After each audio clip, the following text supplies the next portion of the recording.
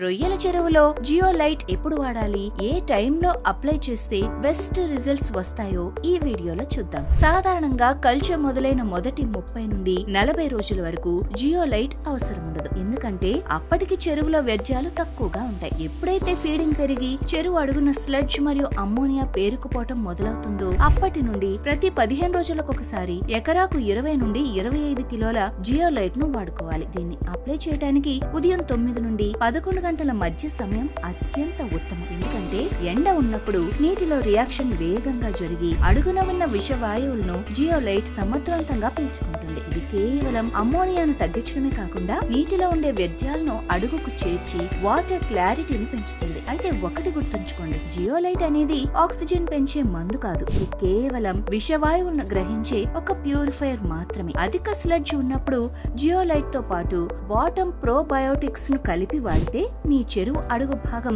Clean గా ఉండి రొయ్యలు ఆరోగ్యంగా పెరుగుతాయి. Follow Shrimp News for more updates.